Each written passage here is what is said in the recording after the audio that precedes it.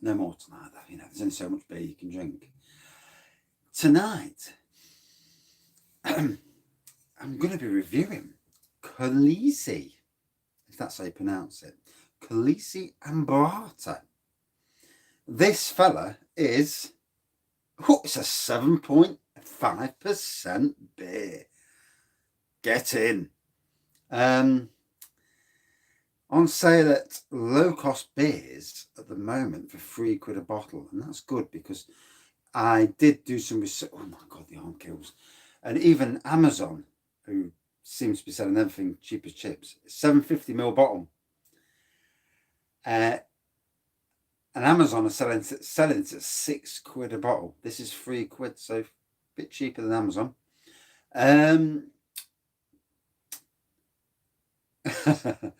It's an Italian craft beer, Collesi Ambrata. And apparently, I had to quickly go on and Google it, and it's 7.5%. And yeah, like I say, it's £3 at low cost, and it's £6 at Amazon. It's fucking heavy, you know. Pardon my French. Oh God, where's it done? And apparently, I just read up about it, and it says it's got some warm, well-rounded notes. Yeah. And it says you pour it into a Chardonnay glass. So I've got the wine glass out, because if you pour it into a Chardonnay glass, so interesting. So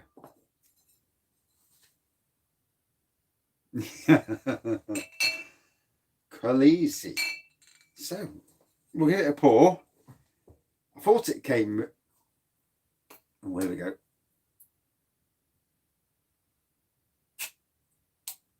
Right. Yeah, I had to look on eBay Trade on their website to get to find out all about it. Right. It's that kid in the sweet shop time, isn't it? You look and you think, what's that?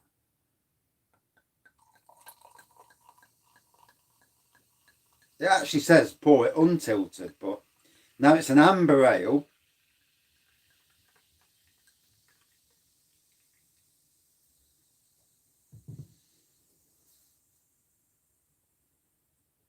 Hazy pour at the moment.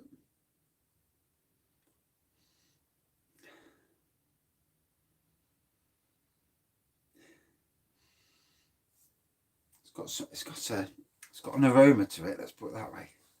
Yeah, it looks like a murky wine, doesn't it? It has got a bit of a prune juice wine look to it. It's definitely different.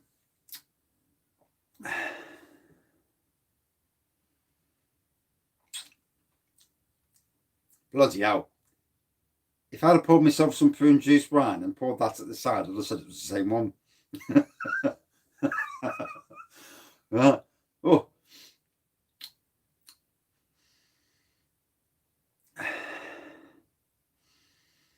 Oh.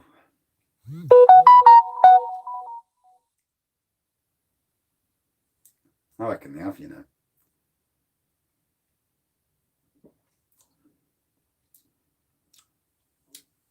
Oh, it's got a sweet taste to it. I'm just looking at the taste, you know, the aroma. The aroma caught me off. But the taste, it's actually got a nice, there's a sweetness to it. I'm trying to pick out the flavour.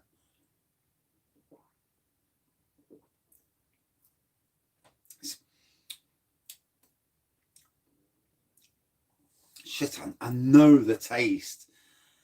Oh dear. Fucking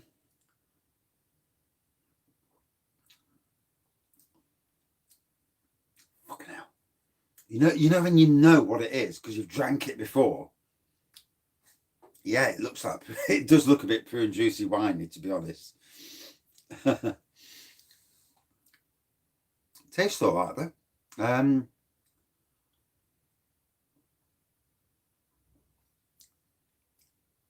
It's kind of weird drinking a beer out of a wine glass. Let me pour it into a proper glass.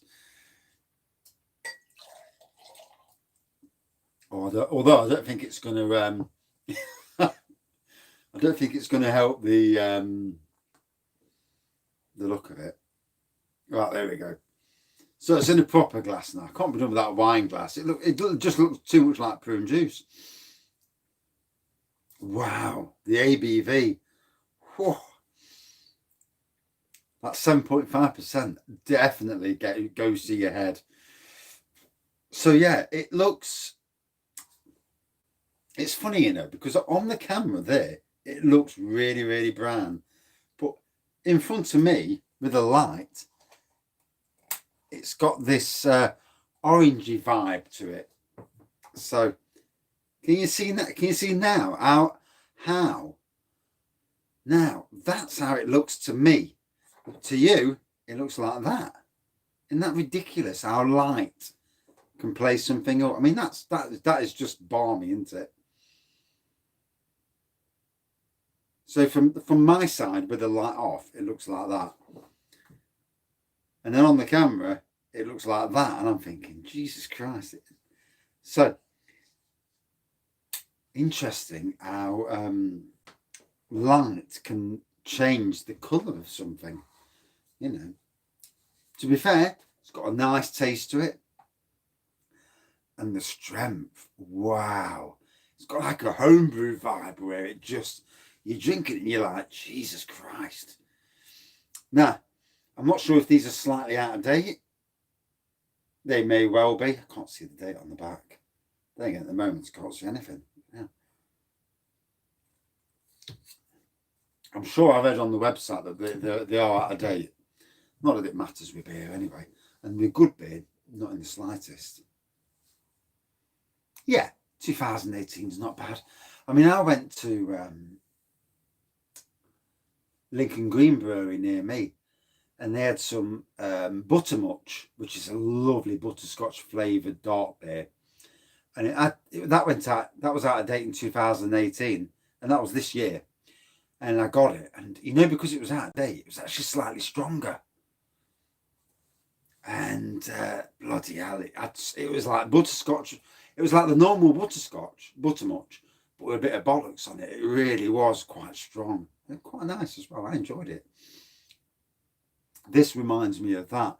And I think once beers go past a certain date, unless they're like Fuller's, you know, Fuller's Vintage and they're Imperial, they have got a 10-year best before date on them. Which reminds me, I've actually entered the Fuller's competitions, and I haven't heard if I've won yet. But anyway, yeah, they've got a 10-year date on them. But it makes you wonder, with beers like this, they actually get stronger if they're out of date. It does make you wonder. I would have thought they would. I mean, it's when you pour it out and it pours like sludge, and then you know it's not right. I mean, we had some champagne type stuff that had been saved for years, and the father-in-law gave it us, and it was in a black bottle. It might have been Frexinet. 21 years later. Is that Fuller's? But anyway, yeah, Frexinet, and it poured it out, you know, and it came out sludge. It was, oh my God, it was disgusting. And obviously we didn't drink that. Look at that. Oh, bless you. Flipping heck. You could sell that on eBay. In fact, you could probably email Fuller's. You could probably email Fuller's and say, look, I've got a bottle of 19.99. How much are you going to give me for it?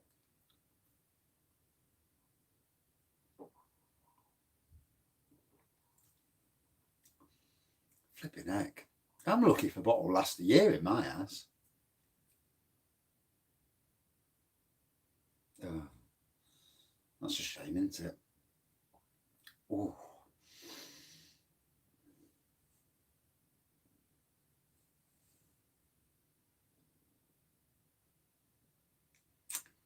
Yeah, it's always it does interest me with beers. How they go. I mean, this fella, wow. I'd say it's 7.5%. It tastes stronger to me. No, The only reason I've got so many beers on this beer wall is because I've been doing gardens all year. And I've been like doing a garden, getting paid cash for doing it. And then I've been just keep stocking the beer wall up. Hence why there's so many chuffing beers on there. But if I hadn't been doing that, I'd have about 20 beers on there, and that's about it, because I couldn't afford to do any more than that. And I'm getting to the stage where I'm just looking at websites now just to buy beers, and I'm trying to calm myself down and think to myself, you don't need to, stick to supermarket stuff. What is more readily available? Because most people only really buy the supermarket stuff. The problem is now I've got the beers, I've done 2 wine brews, and then I bought a load of spirits as well. So I'm well catered for Christmas. It's going to be an amazing Christmas if I'm sober for any of it.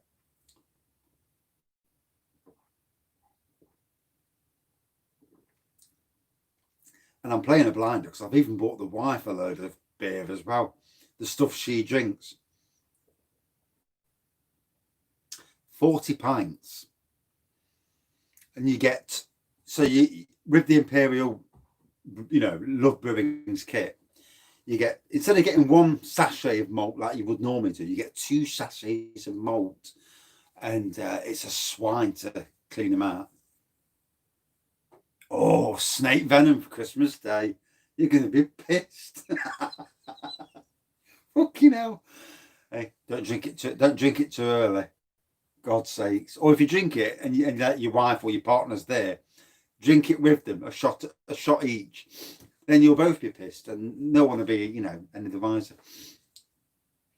That stuff, when you drink that, your face, well, if you've seen the review, you'll see how I went. I've even got mates taking the piss out of me saying, fucking hell, we could see that when you started drinking it, your face just went bright, really strong red colour.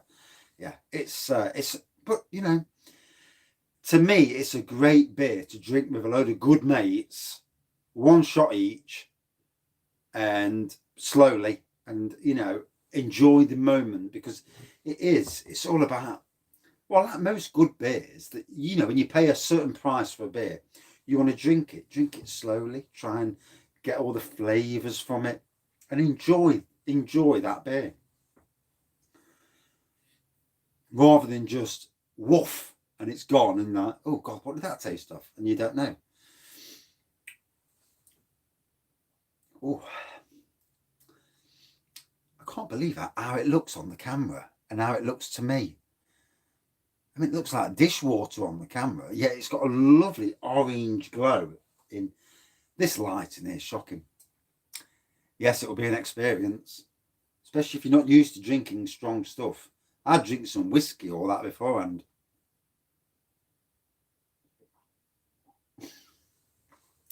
Took me 2 hours. Oh.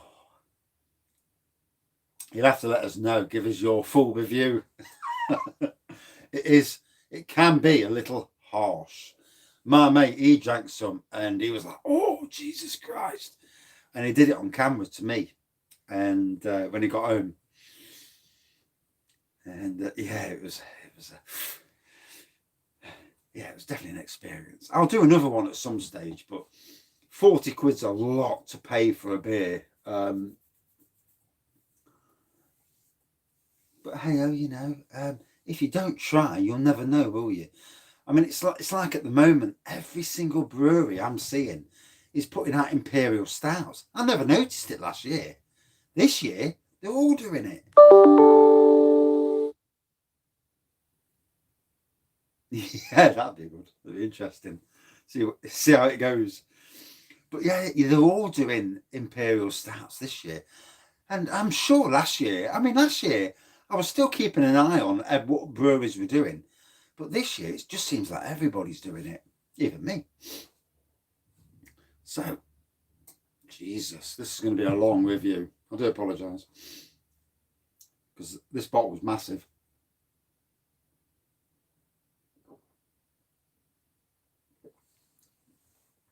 Yes, barley wines. I tell you, it does make a nice barley wine. Ilkley Brewery, I've been entering their competitions, and they've got a barrel-aged barley wine. And it's, I think it's either 13 or 15%. And it's about 15 quid for the bottle. It's a large bottle, obviously. And yeah, it looks amazing. I tried to win it, but I didn't get there. Apparently I've won an Imperial Stout from them and a Bobbleat, but I sent them my address, but no one's replied. So I don't know if they're going to send it or not now. So, and all the other competitions I've entered, I've not even seen if they've not even posted who's won and who's not won, which is sometimes is a bit naughty, isn't it? You'd want to know if you'd won or not, you know, or if you'd not been successful. A little bit of correspondence in that way. I've entered, Fuller's are doing competitions as well at the moment, and I'm entering their competitions. Today's was a Christmas jumper, so I didn't bother with today's. I don't want a Christmas jumper. Got one already. Can't wear two. It's not cold enough.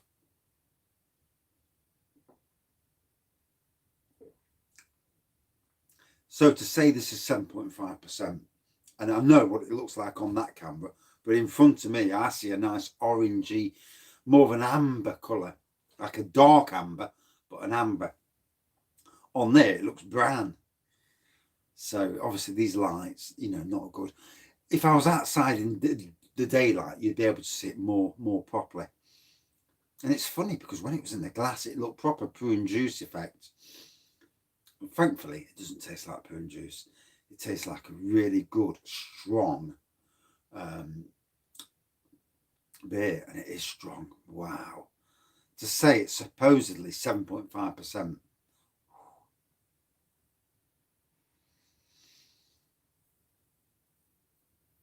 Well, if they do, you know, good prizes. I would have thought they're probably just not responding to people because they're busy on the run up to Christmas.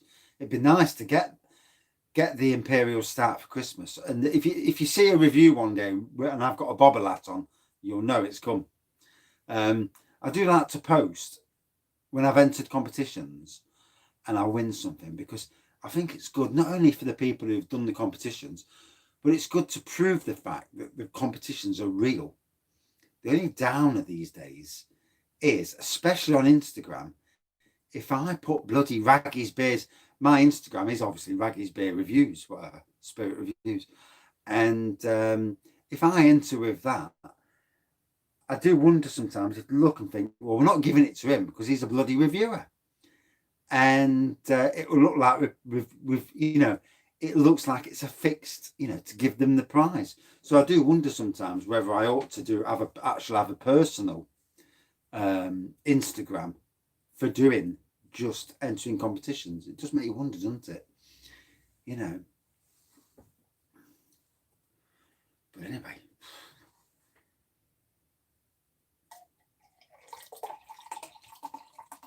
You know, how much is in this bottle? Oh my god. So, to me, I mean, if I was to be given that as a present, I'd think, flipping out, how much you paid for that? Lowcostbeer.com. £3 a bottle. They did have 5 different varieties on. They've sold out of 2 of them. So they've only got 3 varieties left. So go on their website and check out the Tiny Rebel draft beer. 18 flipping quid for a litre. It's an Imperial Stout. And I'm looking last night and I'm thinking, but I'm on a beer ban from the wife for buying it. Simply because she doesn't want me to go buy something and cock up another, you know, present. So, and I have been indulging just recently. I've been spending like confetti just recently. But hey, sometimes if you can, can't you?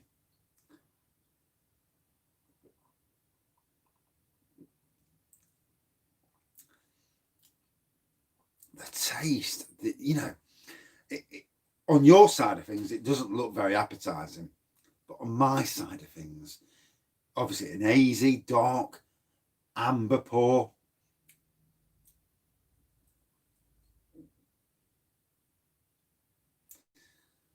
it's funny because like my wife, I obviously beers, I like beers, as you noticed. I mean, my wife bought me an air still the other year, and if you know what air stills are, you know, you can make your own spirits, and that's a deadly, because, you know, obviously technically you're not really supposed to, but everyone does stuff they're not supposed to. um but yeah, making your own spirits, it's a world that's amazing, you know, it's an amazing world to get into. But see, I obviously love trying beers, you know, different beers. I like games machines, and I also, funnily enough, I love gardening, which is probably a good thing because I'm actually, you know, I'm a gardener. But I've got quite a wide range of hobbies that I actually like to do. I mean, we love theme parks, and hopefully this year, once COVID fucks off, we can start getting back on the theme parks again. And you know, we're not looking at going abroad this year, but we're certainly going to get on the theme parks and you know, enjoy. I mean, I went to Alton Towers last Sunday, and I was that, well, it was pissing down all flipping day, but I wasn't scared one iota on the Spinball Whizzer, and the ride itself didn't scare me at all. I think it was because I was freezing and wet through. Yes, the USA. Oh, I absolutely, my favourite place in the world is the Magic Kingdom at Disney, or, you know, Orlando. Um, I walked into the park in 2006. And walked into the park in 2006, and it was like, wow. And I was pinching myself, you know. And if ever we won the lottery, I would take my wife there. Busch Gardens is nice in all sorts of ways, but I would take my wife there, and we renew our nuptials. Yeah, Busch Gardens. Busch Gardens is like Alton Towers on steroids. There's more flipping coasters there than, you know, than anything. Oh yeah. Oh, Universal. Hulk's brilliant. Jurassic Park and the Harry Potter. I mean, you go into Harry Potter, you're like, oh, we're back in the UK here. And then you go and get the butterbeer, and you think, why the fuck haven't you got an alcoholic version? You know, I don't want to drink pop. I want to drink proper alcoholic butterbeer. But yeah, amazing places, you know. And if the Americans do something, what we don't do is their theming is world class. When you're in the queue lines, the queues don't piss you off as much as the UK queues because of the theming. We're getting better in this country. We're not there yet, but we're getting better. And you know, and it's, Harry Potter is an British creation, yet the Americans do it better than this. So there's something to learn off that. Obviously, American theme parks budgets blow ours out of the water. And I personally think that Britain needs someone like Universal or Disney.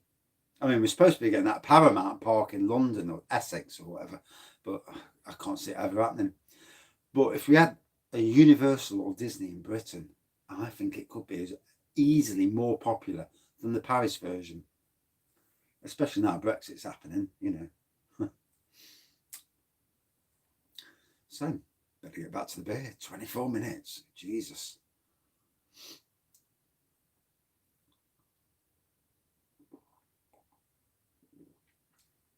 And with America, you've got the theme parks are world class. There's no doubt about it. They are world class. I've been 4 times to America, and I've never done every single ride that was there. And obviously, last time I went was 2013. We haven't been able to afford it since. When we spent, fucking hell, 11,500 back in 2013. And that's for the family, for the theme park tickets, and for the shopping. I mean, the international drive, oh my God, you've got the outlets, the premium outlets at both ends. And, you know, I don't like shopping because, one, it's expensive and I can't be done with it. Yet you go to them and, you know, that Ralph Lauren t-shirts for that $30 where you're paying 90 quid in the UK, and you think, fucking hell. And I've still got all my Ralph Lauren's, Calvin Klein's, all the way back from them. And, you know, if you can afford to go, it is an amazing place. Much better than Disneyland Paris. Disneyland Paris is nice, but the amount of people smoking in the queue lines just pissed me off. And the French can be bloody arrogant about it as well. And you know, you've got kids and some twat smoking at the side of it. Oh yeah, put that fucker in. It says no smoking in the queue lines as well, which does you nothing.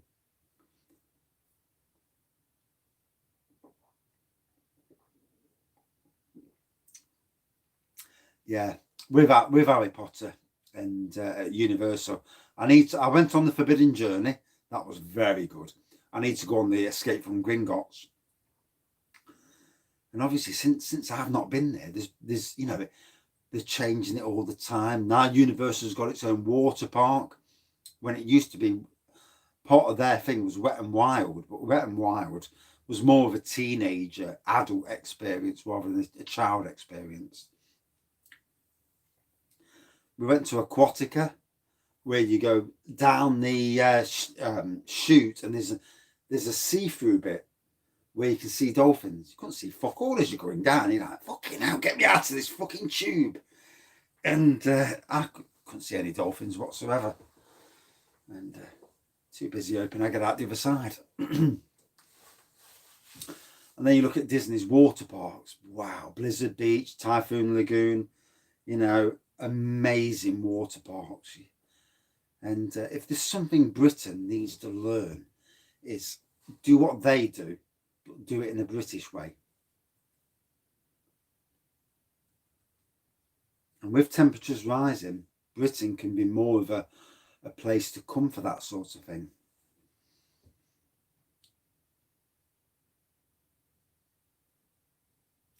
No, I've got enough on just doing these beer reviews. I wish years ago, because I've had a camcorder for flipping out a good 15 years, and different camcorders. And I wish, you know, if you could read the future and see how it was going, I would have done that, because with gaming and retro gaming and emulation, I do know my stuff, well, mostly. But no, I'll stick to beer, I think. Can't get drunk doing retro.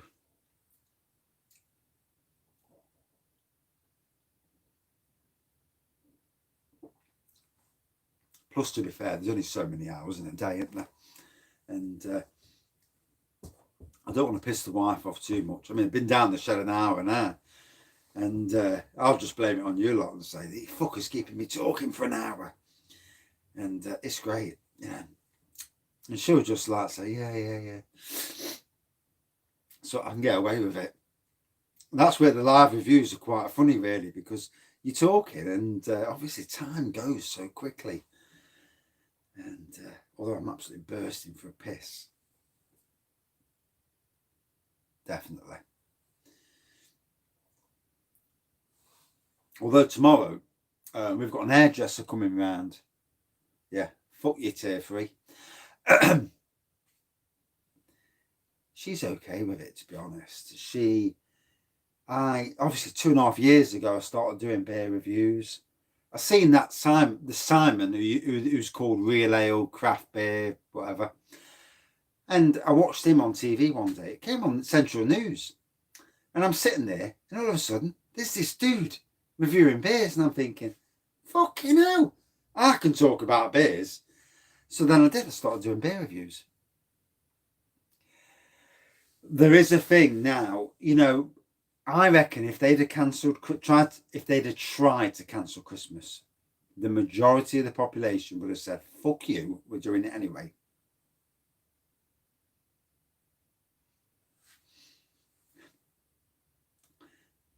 So, oh, I'll get there. I'll summarise in a minute once I'm near the end.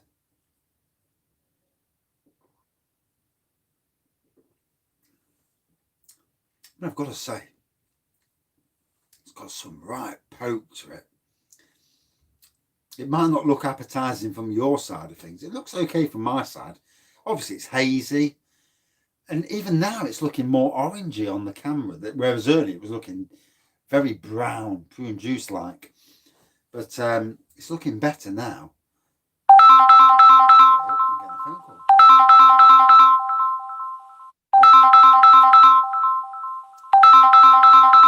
I apologise if you can hear that. My brother ringing me.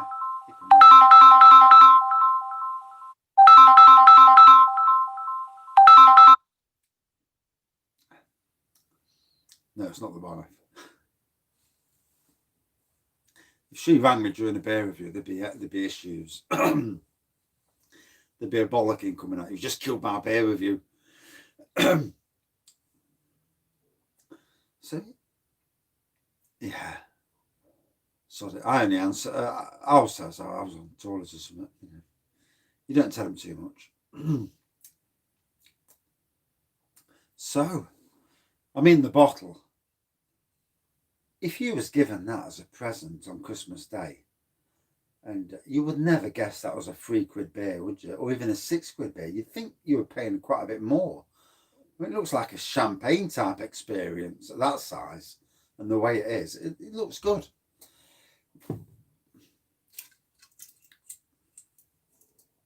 I think so for £3, definitely. And good strength. I couldn't tell you all the taste. The only thing with doing beer reviews, it's deadly. If you've already drank 2 beers before, you're struggling to pick out all the flavours. But the main thing is, whatever it looks like, and it looks different on air than it does there, funnily enough. But whatever it looks like, it tastes okay, and it's got a wallop in the ABV. Wow! I feel flipping tanked, I do.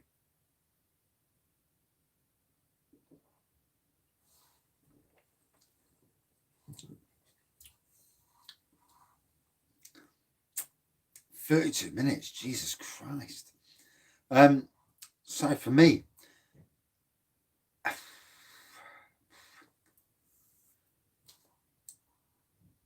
it's only about 5 o'clock, isn't it? 6 o'clock. Jesus Christ, bollocking coming.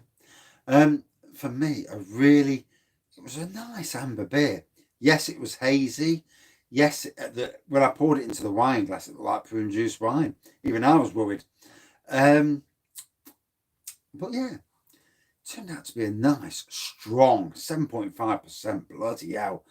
And yes, it might be out of date, but the taste was exceptional. There are elements on the taste that I still can't get. There was a sweetness to the taste and a warming, but the sweetness to the taste, I just couldn't pick out the flavour. I know the flavour, couldn't tip of my tongue jobby. Yeah, I thought it was okay. And, for an Italian craft beer,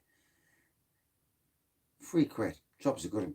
Out of 5. Ooh, intriguing. I give this about a 4.3 out of 5. Very warming. My belly's burning with it. It's, really good. And I think that's it for this review. 34 minutes. Jesus Christ. Don't I rattle? Thanks for watching. And see you soon. And maybe tomorrow, though. I'll get bollocking off the wife first. Thanks for watching. See you soon. Cheers.